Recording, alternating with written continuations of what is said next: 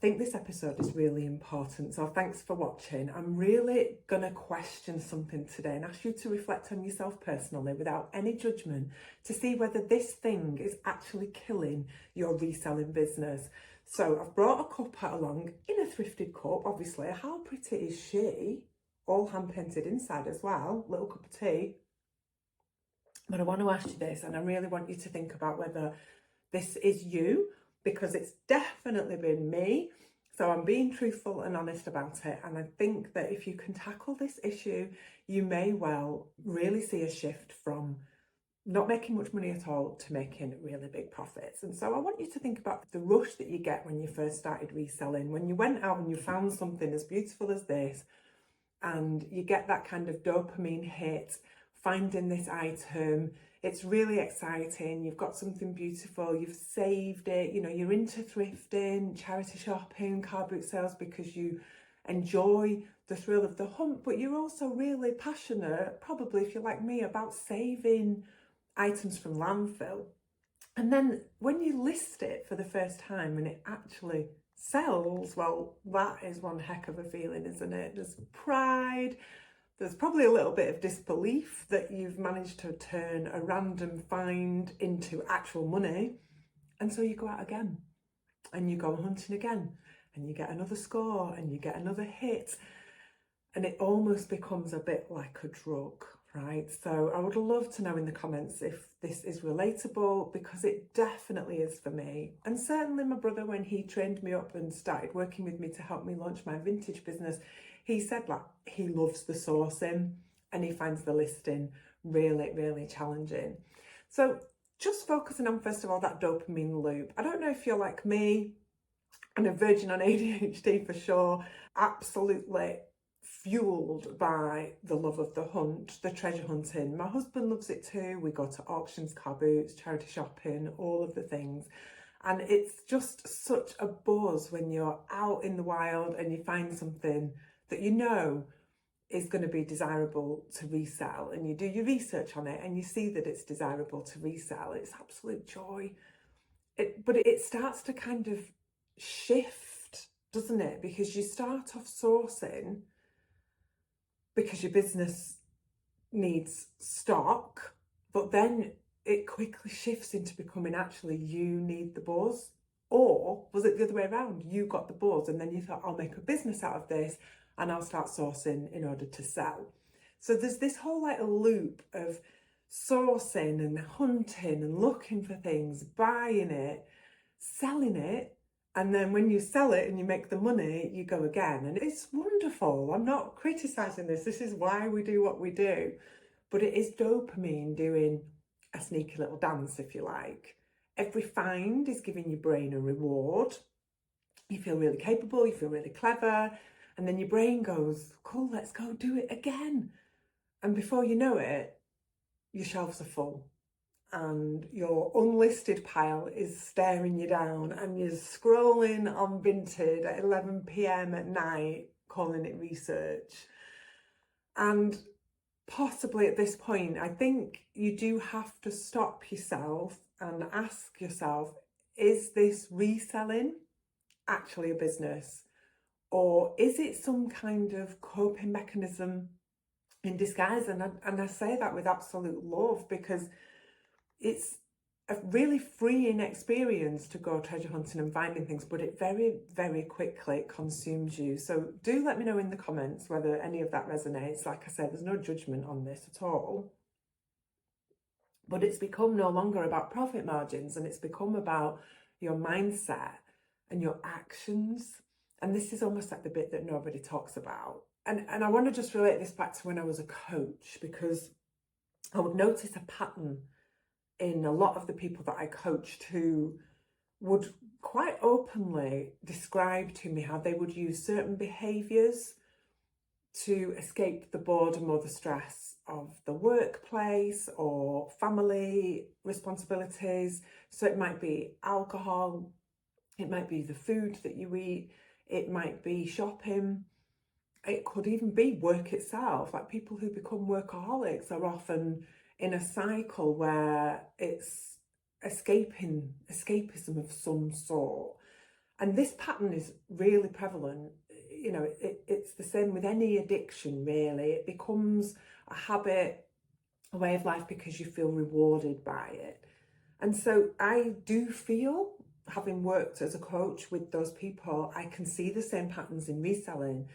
And we happily jump on YouTube, Instagram, all of those places, sharing our hauls, excited at what we found, the thrill of that. Then we get equally as excited by the fact that other people like what we've found, and then we sell what we've found. And you can just see how this almost reselling is becoming the new addiction. It's becoming the new big thing online, isn't it? Is it about saving things and selling things, or is it actually something a lot deeper? So I want you to really ask yourself honestly today whether you're trying to build a business, or are you sourcing to feel something? Are you chasing the sale, or are you just chasing a high?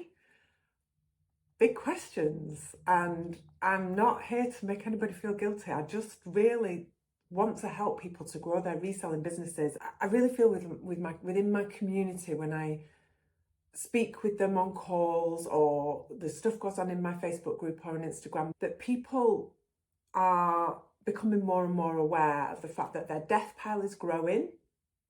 And therefore, to me, then there's an issue with sourcing. Because the thing is, from the outside, it looks really productive, doesn't it? You're sourcing, you're listing, and you're working, or you're sourcing, you're not listing, but you're putting it on Instagram. But deep down, you know when it's tipping. You know when you're buying because you're bored. You know, maybe you're working and you're doing reselling on the side, and you can't wait for the weekend because you want to go to the car boot and you want to go charity shopping, but then you're back to work and you haven't actually listed anything. So are you doing it because you're bored? It gives you an outlet, because you're stressed, because you want to ride the high. No shame in any of those things. I have been there, but it isn't a business. It's not a business if you're not actually getting out there and listing the stuff and selling the stuff and managing that inventory, not feeling the FOMO, and just trying to keep on top of what could very quickly become an addiction. Yeah, I'm interested. Let's have some tea at this point. Have a little think. Oh. I know that myself, we go to auctions a lot, and I know when I drive home from auctions, sometimes at the auction, like, I'll buy a random lot because I love to see the things get saved. Like, I really feel sorry for the people at the end of the auction when there are things left over. I think, oh, there's people putting that in the auction, they want the money, or they want it saved, or for whatever reason stuff is there. I feel this empathy sometimes. I don't know why. And I'll buy random job lots sometimes and think, I'm going to take that home, pick through it because there might be something really cool in there. But the thrill of winning that lot is really, really exciting. But inside, when you're driving home, I have thought, did I just actually buy that? What did I do that for? I got carried away with auction fever, and I speak about this in my auction download if you've seen it. I'll put it in the link below. It's about the thrill, and then, but actually the guilt of when you get that home and you look through it and you think, I don't want half of this stuff. This isn't what I'm here to sell. This isn't business. I got carried away, and it's now left me out of pocket or a little bit stressed because I've now got to deal with this stuff. It's going to get buried, and it's not a treat anymore because it's now costing me my peace. And that's not self-care. That's not good business. That's almost avoidance. So you put your stuff on Instagram, or you show off your things, and maybe you try and sell it, but then you end up having to take it to the car boot, and you're in this mess. And I think it's about stepping away and thinking, do I really, really need this? Now, what I've done in the past is I've said to my husband, I'm not coming tonight to the auction. I'll look at the catalogue, you go, bid on these things. These are definitely want nothing else. I don't want anything else. And he's really, really good. Or you go on the online auctions and you set your budget and you do it the really sensible way where you're just on the sofa, but you know, you can still get carried away doing that, can't you? So there is a bit of a trap here when you get into the buy-in. And it's, for me, it's about, no, this is a business. I have given up my coaching business. I need to replace my income. I have to pay my daughter's uni rent. I want to build something that is great for the family, for our future. It's very meaningful. And when I reconnect with that, and it sounds really like jargony, doesn't it? You know, reconnecting with your why and all of that, but it's so important Because when you actually think on a day-to-day basis, do I really need to go to the charity shops, or have I got enough stuff here? Do I really need to go to that auction, or can my husband go? Do I really need to scroll on Facebook Marketplace right now when I should be on those platforms sending out offers? Or I should actually just be switching my phone off and taking a break because I've been working on this all day. It's not about giving up the stuff. It's just about doing things with awareness.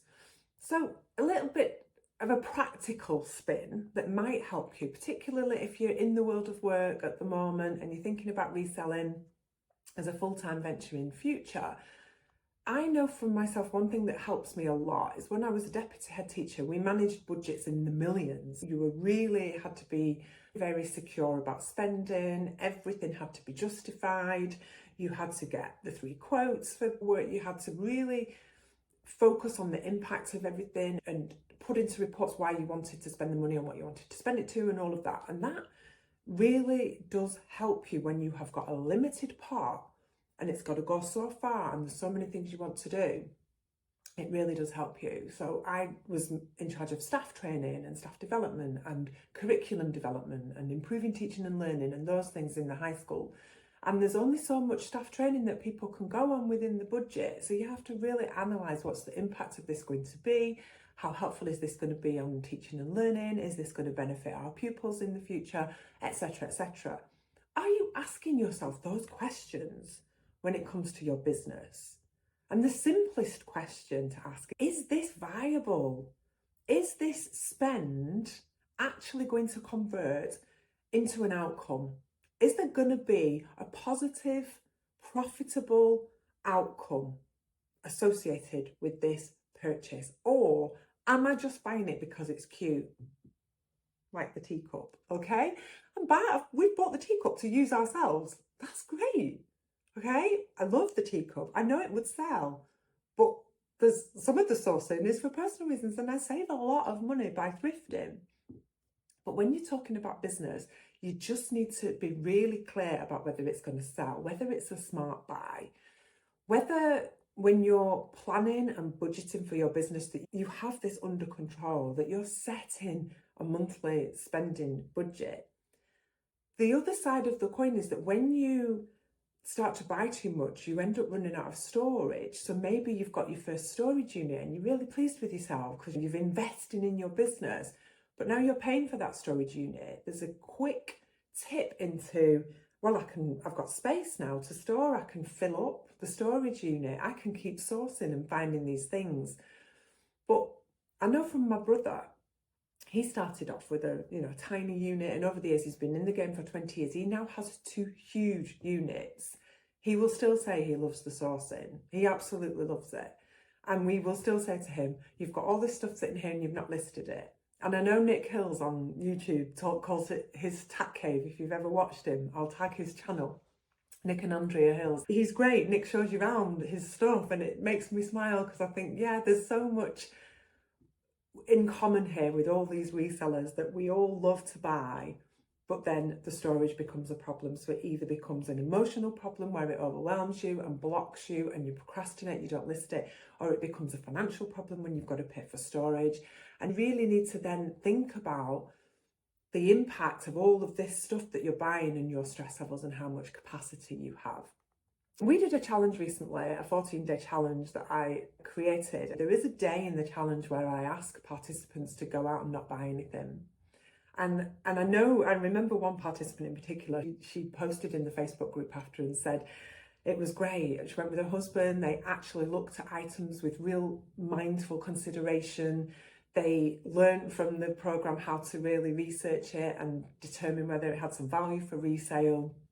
And she put in the group, this was a brilliant day, really loved it.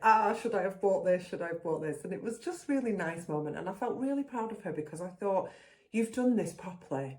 You've actually followed the steps and you've learned to walk away. And that's the hard part, is knowing when to walk away, understanding when it's not going to be profitable and it's just, you're thinking it's like a dopamine hit. It's like, I've got to have this. This is so pretty. This is so cute. Everybody's going to love this. When you're not making decisions from a place of clarity. So trust me that walking away from random buying sprees feels amazing. You'll feel lighter, you'll feel calmer, you're back in charge. If you followed me on Instagram, you'll know not long ago, Mark and I went on a charity shopping hunt one afternoon. You know, we were a little bit tired of being at the desk, and we walked down into Cheadle, where we live here, and there are 3 or 4 charity shops there. And we said, let's just look for woolens and winter coats, because we're diversifying a little bit into clothing, just like eBay stuff. And it was so easy to source because we just went to the coats, we were looking at the labels, we were looking at the fabrics, we were looking at the quality, at the pricing, we were talking with real mindful consideration about whether that was something worth buying or not. We came away, I think, with 3 jumpers and a coat. We've actually sold them all really quickly. And so that process, we didn't even look at the bric-a-brac. Like, I just didn't go there. But because it's part of becoming really focused on learning one aspect and learning it well. And that's what we do in the 14-day challenge. It's just something that I think is massively important if you're going to make this into a business. So when you next go on your next sourcing trip, just make a list. Like, what do you actually need? What are you looking for? When we go to car boot sales now, because we've got a physical pitch, we're looking for larger items at the moment at the car boot sales. We're looking for pieces of furniture, for baskets, for things that are going to create some impact in the pitch.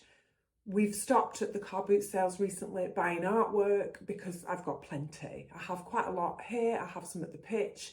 I will be rotating it around, using different channels to sell different things. I don't need to go and buy anymore at the moment. There's enough. So when you buy what you need, stick to the budget, track it, write down what you've bought, why you bought it, even how you made it feel. What are your patterns? Are you going sourcing? There's a question when you're stressed, when you're tired, when you're feeling lonely. Are you going sourcing to celebrate? Are you going to escape? Or are you actually just going because you fancy a little trip out and you're going to have a coffee and make a shopping trip of it, but you're not coming home with all the junk that's just going to sit in the corner of the room? It's all of that. These are just real awareness questions. They're not to make anybody feel guilty. But because when you become aware, real change happens, right? And when real change happens, that's when you get freedom, and that's when you start to build a business. Because I will tell you, like, building a reselling business is really, really hard. It's really hard. People all over social media make it look so easy. I genuinely hope through watching my stuff that you realise that I'm trying to share with you, like, that honesty. Like, I have been there. I have shopped too much. I've had to stop going to auctions. I've had to stop doing the things that I know are hindering me and blocking me. Like, you don't need to quit your 9 to 5. You don't need to go all in. Like, I know I have given up my job and that's what we're doing, but my situation is very different. You know, Mark has just retired. We've made a very mindful, considered, well-planned financial decision to do this as part of our retirement plan. A reselling retirement is what we like to call it. You don't need to do those things. You just need, whatever level you're at, some clarity, consistency, and you need discipline. And when you've got discipline, it changes everything. Again, in the 14-day challenge, I talk about that. I do a masterclass about self-belief and discipline, and it's the first thing that really matters to me in terms of building a business.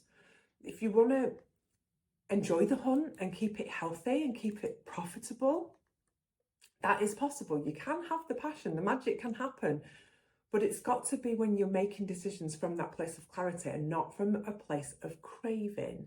Because let's be honest, you probably don't need more stock. You probably actually need boundaries, a massive dose of self-belief, and a reminder that you're the one who's in charge here. You're in charge. So if you are tipping into this business being a habit, an addiction that is spiraling a little bit, just recognise that you're not broken, that you're not failing, you're just human, and the brain works in a way that that dopamine loop is very, very hard to break. That cycle, that sourcing, bringing it home, listing it, selling it, sourcing again, because actually the sourcing is the big reward, isn't it? We love the sales, but to go from sourcing to sales, there's a whole lot of work to be done. So that's why people get sucked into the sourcing loop. Your business deserves your focus. It deserves you to approach this with some clarity and simplicity. So really remember the question that I put to you before. Is this viable? Imagine you are managing £1 million budget. Imagine that you are really focusing now on whether there's going to be an impact, an outcome from that purchase. And you know, I'm not here to sell you stuff. This is all free on YouTube. But if you do want to join the 14-day Reselling Reset, it's a really simple self-paced program that you can work through. I have videos, daily, short, bite-sized videos to start listing on eBay and building up from there. If you're already a reseller and you're already selling on eBay, there's absolutely no harm in jumping in. You get access to the Facebook group, you get the recorded coaching sessions. But you know, you deserve, with or without that, a business that feels good, and you deserve like a life that feels even better. And it does come down to having that discipline. So I hope this was really helpful, a little bit different, and do please let me know how you feel and whether you have tipped into a little bit of the shopping addiction, the thrill, the hunt, because I know I certainly have. All right. I will look forward to seeing you on the next episode. Thank you so much for watching. Don't forget to like and subscribe, and we'll catch up again very, very soon.